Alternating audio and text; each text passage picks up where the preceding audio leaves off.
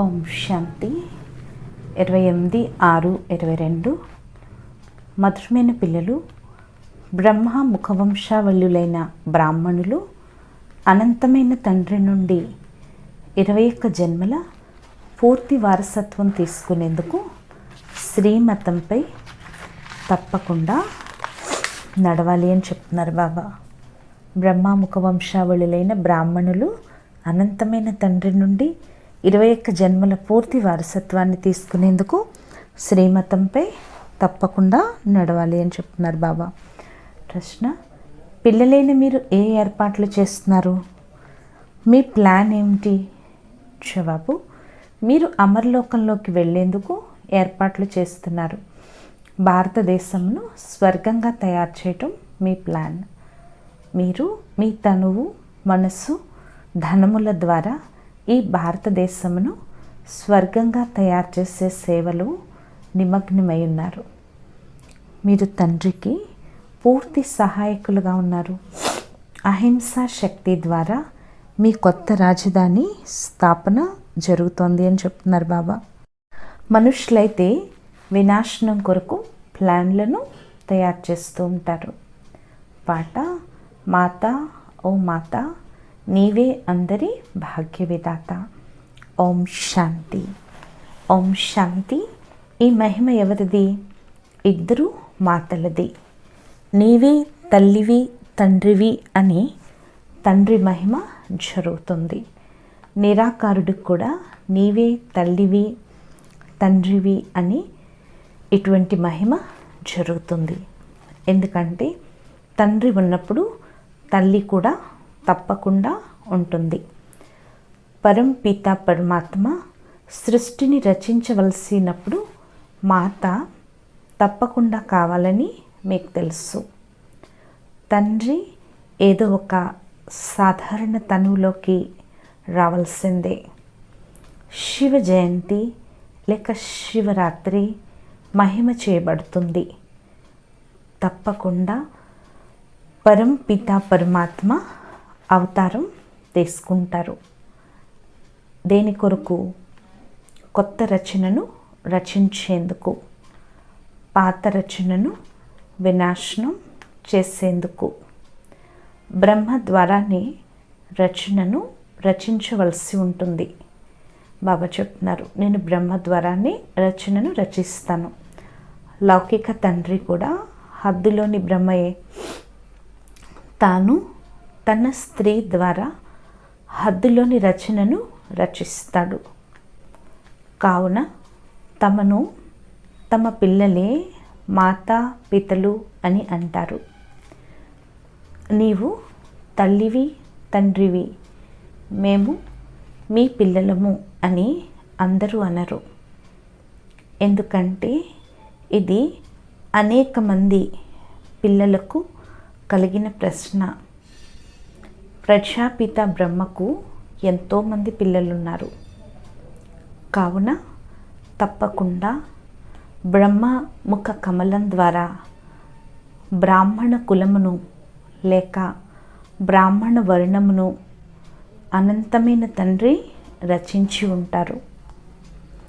వారిది ముఖం ద్వారా జన్మించటం. బాబా చెప్తున్నారు, వారిది ముఖం ద్వారా జన్మించటం. ఆ మాతాపితలది గర్భం ద్వారా జన్మనివ్వటం. వారు ఈ మహిమను చేయజాలరు. ఈ మహిమ కేవలం అనంతమైన మాతాపితలదే. ఈ మహిమ కేవలం అనంతమైన తల్లి తండ్రిదే.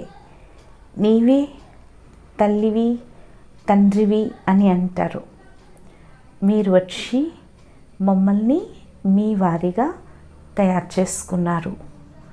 మీ ద్వారా మాకు స్వర్గంలో 21 జన్మలు అపారమైన సుఖాలు లభిస్తాయి అని అంటారు. కావున బ్రహ్మ ముఖం ద్వారా మీరు శివ బాబాకు మనవలు, మనమరాళ్ళుగా అవుతారు. బ్రహ్మ ముఖం ద్వారా మనం ఏమవుతాం? శివ బాబాకి మనవలు, మనవరాళ్ళుగా అవుతాము. జగదంబ సరస్వతి బ్రహ్మ ముఖ వంశావళిగా అవుతుంది. జగదంబ సరస్వతి మమ్మయే బ్రహ్మాముఖ వంశావళిగా అవుతుంది. భారతదేశంలో నీవే తల్లివి తండ్రివి అని గానం చేస్తారు. కావున తప్పకుండా జగదంబ జగత్పితలు కావాలి. కావున తప్పకుండా ఎవరు కావాలి? జగదంబ జగత్పితలు కావాలి. వారి ముఖం ద్వారానే మీరు దత్తత తీసుకోబడిన పిల్లలుగా అయ్యారు కదా. మమ్మ బాబా ద్వారానే మనం ఏమయ్యాం? దత్తత తీసుకోబడిన పిల్లలుగా అయ్యాము. మీకు వారసత్వం శివ్ బాబా నుండి లభిస్తుందే కానీ ఈ బ్రహ్మ ద్వారా కాదు.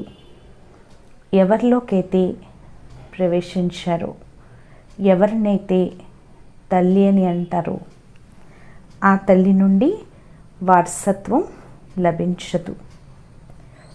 వారసత్వం సదా తండ్రి నుండి లభిస్తుంది. మీకు కూడా వారసత్వం అనంతమైన తండ్రి నుండి లభిస్తుంది. భక్తి మార్గంలో ఏ మహిమైతే జరుగుతూ వచ్చిందో మరి తప్పకుండా మళ్ళీ వారు రావాల్సిందే. పిల్లలు చాలా దుఃఖితులుగా ఉన్నారని చెప్తున్నారు బాబా. దుఃఖధామం తర్వాత సుఖధామం వస్తుంది. సత్యుగంలో సతో ప్రధాన సుఖం ఉంటుంది. మళ్ళీ త్రేతాయుగంలో కొద్దిగా తక్కువగా ఉంటుంది. 2 కళలు తక్కువ అవుతాయి అని అంటారు. ద్వాపర కలియుగాల్లో దానికన్నా తక్కువ అవుతూ ఉంటాయి. ఇప్పుడు ఈ చక్రం తిరగవలసిందే. అనంతమైన తండ్రియే స్వర్గ రచనను రచిస్తారని పిల్లలకు తెలుసు. వారు తప్పకుండా మొదట సూక్ష్మవతనమును రచించవలసి ఉంటుంది. ఎందుకంటే బ్రహ్మ తప్పకుండా కావాలి. బ్రహ్మను కూడా శివ్ బాబా దత్తత తీసుకుంటారు. మీరు నావారు అని అంటారు. బాబా ఈ బ్రహ్మబాబా అంటారు, బాబా నేను నీ వాడిని అని ఇతడు కూడా అంటాడు. కావున బ్రహ్మ శివునికి చెందినవానిగా అవుతాడు. శివ్ బాబాకు 3 పిల్లలు ఉన్నారు. ఆ 3 బయోగ్రఫీని తెలియచేస్తారు. శివ్ బాబాకు 3 పిల్లలు ఉన్నారు. ఆ 3 బయోగ్రఫీని తెలియచేస్తారు. ఈ వ్యక్త బ్రహ్మ మళ్ళీ అవ్యక్తం అవుతాడు. ఈ వ్యక్త బ్రహ్మ మళ్ళీ ఏమవుతారు? అవ్యక్త బ్రహ్మ అవుతారు. మీరు కూడా వ్యక్త బ్రహ్మ సంతానం, అవ్యక్త సంతానంగా అవుతారు. బాబా చెప్తున్నారు, ఇవి చాలా గుహ్యమైన విషయాలు. పరంపిత పరమాత్మ విశ్వరచయిత. మొట్టమొదటి రచన స్వర్గము. తండ్రి నుండి స్వర్గ వారసత్వం లభించాలి కదా. ఇప్పుడు మనం నరకంలో ఉన్నాము. ఎప్పుడైతే మనల్ని రచించి ఉంటారో అప్పుడే వారసత్వము నేర్చి ఉంటారు కదా. ఇప్పుడు నేను రచిస్తున్నాను అని తండ్రి అంటారు. ఇప్పుడు నేను రచిస్తున్నాను అని చెప్పి తండ్రి అంటారు. 5000 సంవత్సరాల క్రితం కూడా నేను ఇలాగే వచ్చి బ్రహ్మ ద్వారా బ్రాహ్మణ కులాన్ని రచించాను. శివ్ బాబా చెప్తున్నారు, 5000 సంవత్సరాల క్రితం కూడా నేను ఇలాగే వచ్చి బ్రహ్మ ద్వారా బ్రాహ్మణ కులాన్ని రచించాను. ఈ రుద్రజ్ఞాన యజ్ఞం ఏదైతే ఉందో దానిని బ్రాహ్మణులే సంభాళించగలరు. ఈ రుద్రజ్ఞాన యజ్ఞం ఏదైతే ఉందో దీన్ని బ్రాహ్మణులే సంభాళించగలరు.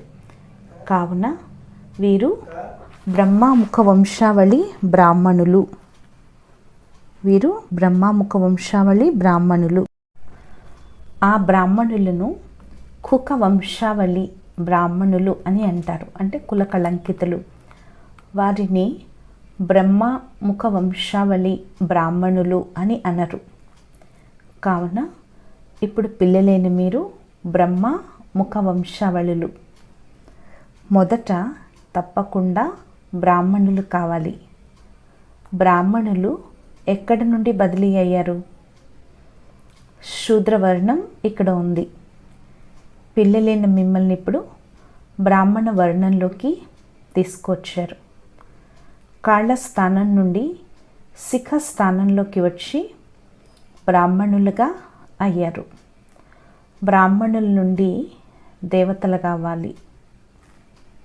ఈ వర్ణాలు ఆది సనాతన దేవీ దేవత ధర్మం వారి కొరకే అని చెప్తున్నారు బాబా. ఇతర ధర్మాల వారి కొరకు ఈ వర్ణాలు లేవు.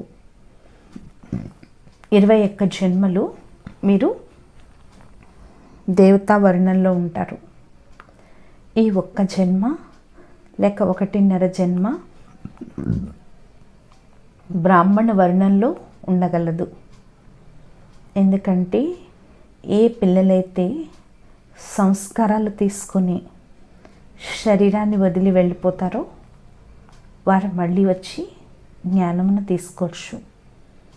కావున పిల్లలు స్వర్గానికి యజమానులుగా అవ్వాలనుకుంటే పవిత్రంగా తప్పకుండా అవ్వాలి అని తండ్రి అర్థం చేయిస్తారు.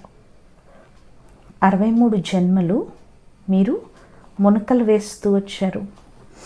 బాబా చెప్తున్నారు 63 జన్మలు మీరు మునకలు వేస్తూ వచ్చారు. ఇప్పుడు మీరు మహా దుఃఖంలో ఉన్నారు.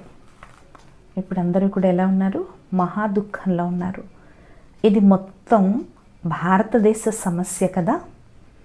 ఇప్పుడు భారతదేశం అంతా సుఖంగా ఉందని కాదు, ఈ సమయంలో భారతదేశంలో అంతా సుఖంగా ఉన్నారని కాదు.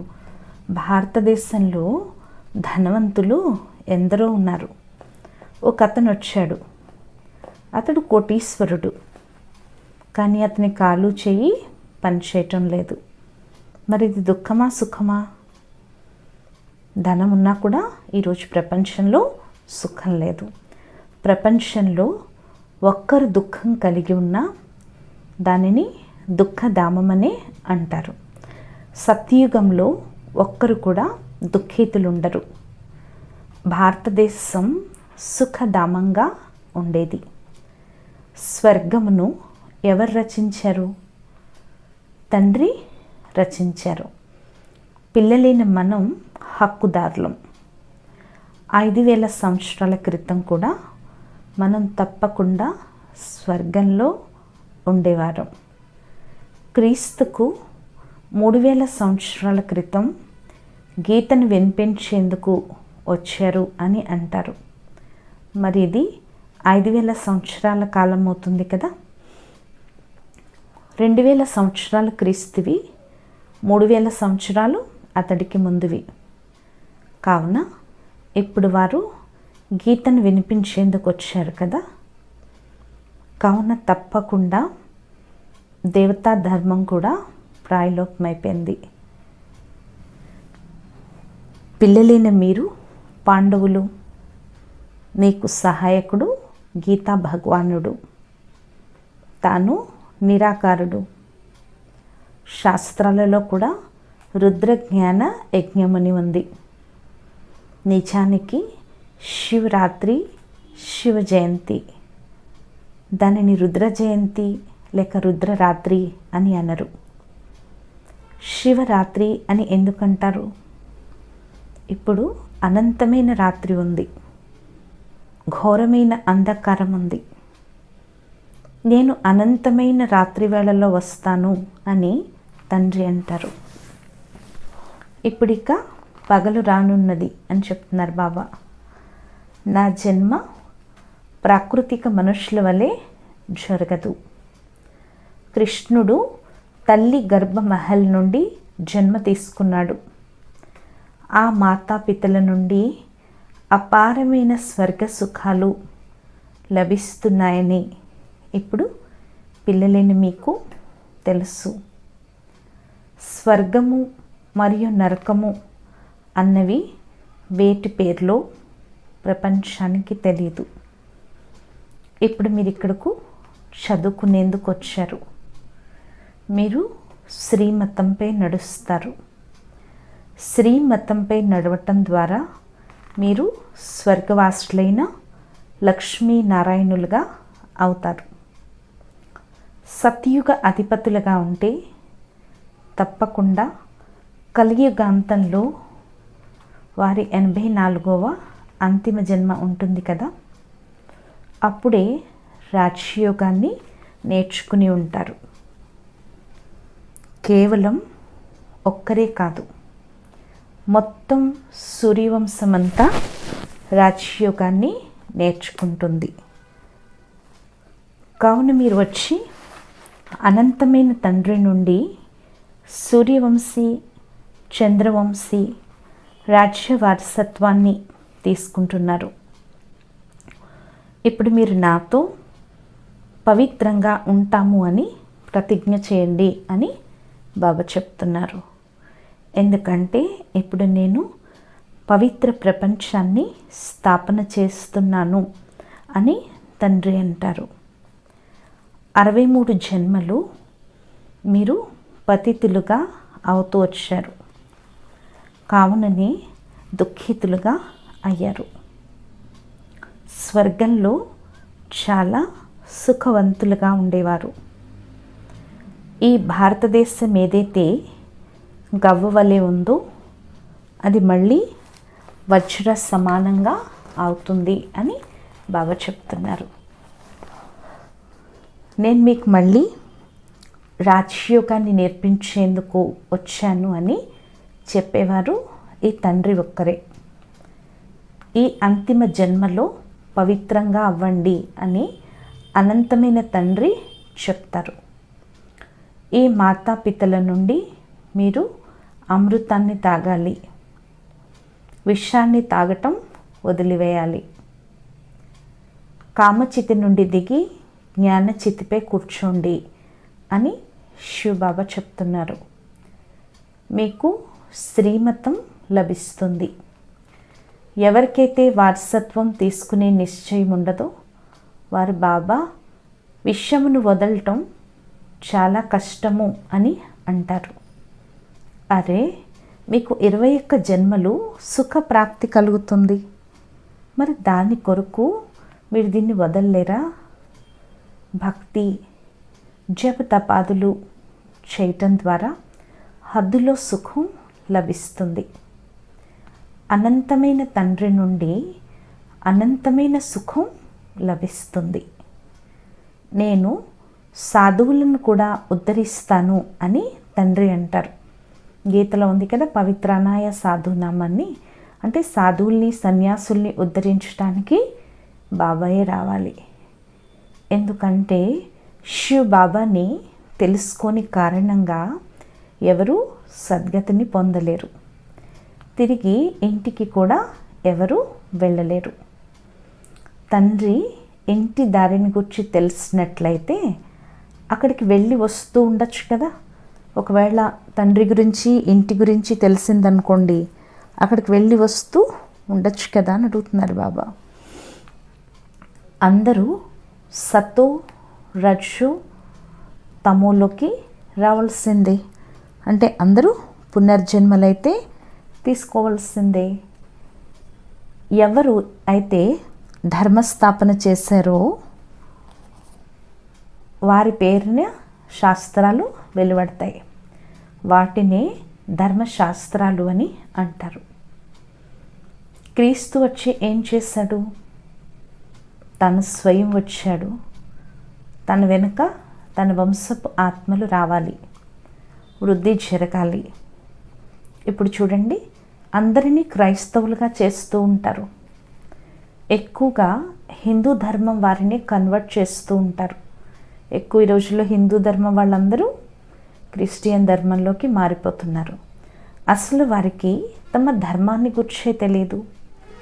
మనం దేవతా ధర్మంలోకి వెళ్తామని ఇప్పుడు మీకు తెలుసు.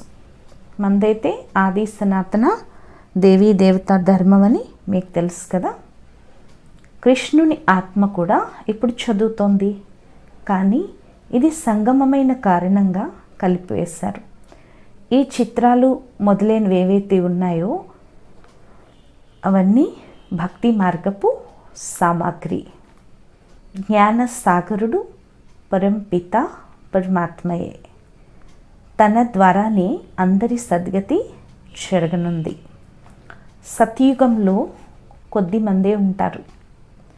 మిగిలిన వారంతా లెక్కాచారాలను తీర్చుకొని ముక్తిధామంలోకి వెళ్ళిపోతారు. వారికి శాంతి లభిస్తుంది, మీకు సుఖం లభిస్తుంది. భక్తి మార్గం వారందరూ అల్పకాలికంగా శాంతిధామంలోకి వెళ్ళిపోతారు. ఇప్పుడు మీరు అపారమైన సుఖాన్ని పొందేందుకు చదువుతారు. ఎవరికైతే పాత్ర ఉంటుందో వారే కల్పకల్పము పురుషార్థం చేస్తారు. ఎవరైతే బ్రాహ్మణులుగా అవుతారో వారే స్వర్గానికి యజమానులుగా అవుతారు. కానీ అలా నంబర్ వారి పురుషార్థానుసారంగా అవుతారు. ఇప్పుడు దేవీ దేవతా ధర్మం అంటు కట్టబడుతుంది అని చెప్తున్నారు బాబా. ఎవరైతే కల్పపూర్వం వచ్చి ఉంటారో వారే వస్తారు. డ్రామా మీ ద్వారా పురుషార్థం కూడా తప్పకుండా చేయిస్తుంది. ఈ సమయంలో అందరూ రాతి బుద్ధి కలవారిగా ఉన్నారు. పారస బుద్ధులు సత్యుగంలో ఉంటారు. అక్కడ యథా రాజారాణి తదా ప్రజ అందరూ సుఖంగా ఉంటారు. బాబా చెప్తున్నారు, ఇప్పుడు మీరు పాండవ సేన, మీరు తండ్రి సహాయం ద్వారా స్వర్గానికి పునాది వేస్తున్నారు. మీరు స్వర్గపు ప్లాన్ని తయారు చేస్తున్నారు.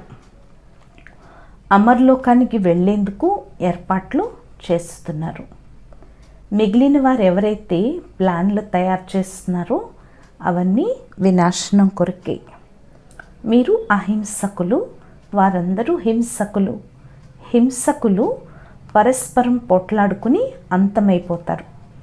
ఆ తర్వాత మళ్ళీ జయచేకారాలు మోగుతాయి. డ్రామానుసారంగా ఎవరైతే కల్పపూర్వం వచ్చారో వారే వృద్ధిని పొందుతూ ఉంటారని పిల్లలైన మీకు తెలుసు. కొందరు తండ్రికి చెందిన వారిగా అయి మళ్ళీ వదిలి వెళ్ళిపోతారు. మీరు శ్రీమతంపై నడిచినట్లయితే సూర్యవంశీ మహారాజా మహారాణులుగా అవుతారు అని తండ్రి అంటారు. ఇక్కడిది శ్రమతో కూడిన విషయం. వారు చాలా విధిపూర్వకంగా శాస్త్రాలు కథలను వినిపించినా అవి వింటూ వచ్చారు. కానీ వింటూ వింటూ నరకవాసులుగానే అయిపోయారు. కళలు తగ్గిపోతూ వచ్చాయి. పతియే ఈశ్వరుడు అని అన్నా మళ్ళీ గురువు వద్దకు వెళ్తారు. కళలు తగ్గుతాయి కదా.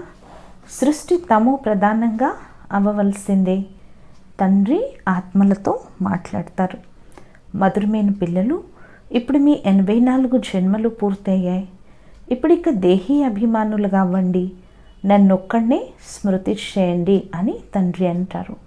అచ్చా, మధురాతి మధురమైన ఆత్మీక పిల్లలకు మాతాపిత బాప్దాదాల ప్రియ స్మృతులు మరియు గుడ్ మార్నింగ్.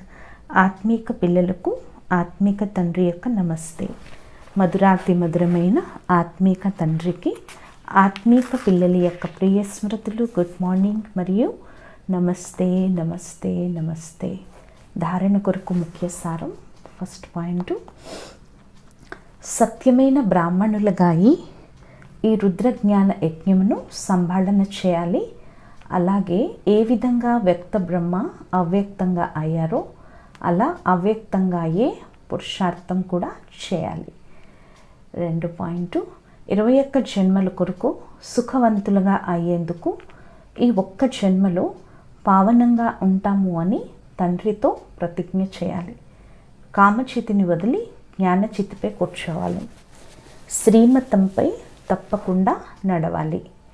వరదానము, సద్గురువు ద్వారా ప్రాప్తించిన మహామంత్రం అనే తాళం చెవి ద్వారా సర్వప్రాప్తి సంపన్న భవ. సద్గురు ద్వారా ప్రాప్తించిన మహామంత్రం అనే తాళం చెవి ద్వారా సర్వప్రాప్తి సంపన్న భవ. జన్మించడంతోనే సద్గురువు ద్వారా మొట్టమొదటిగా లభించిన మహామంత్రం పవిత్రంగా అవ్వండి, యోగిగా అవ్వండి. ఈ మహామంత్రమే సర్వ ప్రాప్తులకు తాళం చెవి అని చెప్తున్నారు బాబా. ఒకవేళ పవిత్రత లేనట్లయితే, యోగి జీవితం లేనట్లయితే, అధికారులుగా అయి కూడా అధికారం యొక్క అనుభూతిని చేయలేరు. కావున ఈ మహామంత్రం సర్వ ఖజానాల అనుభూతికి తాళం చెవి. సద్గురువు ద్వారా శ్రేష్ఠ భాగ్యంగా ఈ తాళం చెవి యొక్క మహామంత్రం ఏదైతే లభించిందో దానిని స్మృతిలో ఉంచుకొని సర్వ ప్రాప్తుల ద్వారా సంపన్నులుగా అవ్వండి. స్లోగన్ను: సంఘటనలోనే స్వయానికి రక్షణ ఉంది. సంఘటన యొక్క మహత్వాన్ని తెలుసుకొని మహాన్లుగా అవ్వండి. సంఘటనలోనే మనకి సేఫ్టీ ఉంది. అందువల్ల సంఘటన యొక్క మహత్వాన్ని తెలుసుకొని మహాన్లుగా అవ్వండి. ఈరోజు స్వమానం: నేను సర్వప్రాప్తి సంపన్నాత్మను. మమ్మ యొక్క అమూల్య మహావాక్యాలు. సృష్టి ఆది ఎలా జరిగింది అని మనుషులు ప్రశ్నిస్తారు. సృష్టి ఆది మా ధర్మం ద్వారా జరిగింది అని వారికి ఇంత మాత్రమే తెలుసు. ఇబ్రహీం వారు, ఇస్లాం వారు మా ధర్మం నుండి సృష్టి ప్రారంభమైంది అని అంటారు. మరి క్రిస్టియన్లు వారి సమయాన్ని ఆది సమయంగా భావిస్తారు. మరి బౌద్ధీలు తమ ధర్మం నుండి ఆదిగా భావిస్తారు. ముస్లింలు మా ధర్మం నుండి ఆది జరిగింది అని అంటారు. భారతవాసులు తమ ధర్మం నుండి ఆది జరిగింది అని భావిస్తారు. సృష్టి ఆదిలో మనిషి ఎలా తయారయ్యాడు అన్నది చూపిస్తారు. ప్రారంభంలో ముందుగా ఎముకలతో మనిషి తయారయ్యాడు. తర్వాత ఎలా చూపిస్తారంటే, ముందు గాలి ఉండేది, తర్వాత దాని నుండి శ్వాస తయారైంది, తర్వాత లంగ్స్ తయారయ్యాయి, అంటే మూత్రపిండాలు తయారయ్యాయి, తర్వాత మనిషి తయారయ్యాడు. ఇలా మొదట మనిషి తయారయ్యాడు, తర్వాత మొత్తం సృష్టి పుట్టింది అంటారు. అంటే ఇవన్నీ కూడా మనుషులు చెప్పే ఆధారం లేని మాటలు. కానీ మనకైతే స్వయంగా పరమాత్మ చెప్తున్నారు, నిజానికి సృష్టి ఎలా జన్మించింది. వాస్తవానికి పరమాత్మ అనాది అయినవారు కనుక ఈ సృష్టి కూడా అనాది అయినది. ఈ అనాది సృష్టి యొక్క ఆది కూడా పరమాత్మ ద్వారానే జరిగింది. చూడండి, భగవద్గీతలో భగవాన్ వాచ ఇలా ఉంది: నేను ఆత్మను, నేను ఆసురీ ప్రపంచాన్ని వినాశనం చేసి దైవీ ప్రపంచాన్ని స్థాపన చేస్తాను. అనగా కలియుగి తమోగుణి ప్రపంచాన్ని వినాశనం చేసి దైవీ ప్రపంచాన్ని స్థాపన చేస్తాను. అనగా కలియుగి తమోగుణి అపవిత్ర ఆత్మలను పవిత్రంగా తయారు చేస్తాను. కనుక మొట్టమొదటగా పరమాత్మ ఈ సృష్టి ఆదిలో బ్రహ్మ, విష్ణు, శంకరుల 3 రూపాలను రచించారు. తర్వాత బ్రహ్మ మరియు సరస్వతి ద్వారా దైవీ ప్రపంచ స్థాపనను చేశారు. కనుక సృష్టి ఆది బ్రహ్మ ద్వారా జరిగింది. ఈ బ్రహ్మని క్రిస్టియన్లు యాడమ్ అని, సరస్వతిని ఈవ్ అని అంటారు. బైబిల్లో బ్రహ్మని ఏమంటారు? యాడమ్ అంటారు, సరస్వతిని ఈవ్ అంటారు. ముస్లింలలో ఆడమ్, బీబీ అని అంటారు. నిజానికి యథార్థమైన విషయం ఇదే. కానీ ఈ రహస్యాన్ని తెలుసుకొని కారణంగా ఒక్క బ్రహ్మకి వేరువేరు పేర్లను పెట్టేశారు. ఏ విధంగా అయితే పరమాత్మను కొందరు గాడ్ అంటారు, కొందరు అల్లాహ్ అని అంటారు. కానీ పరమాత్మ అయితే ఒక్కరే. ఇవన్నీ కేవలం భాషలలోని తేడా మాత్రమే. అచ్చా, ఓం శాంతి.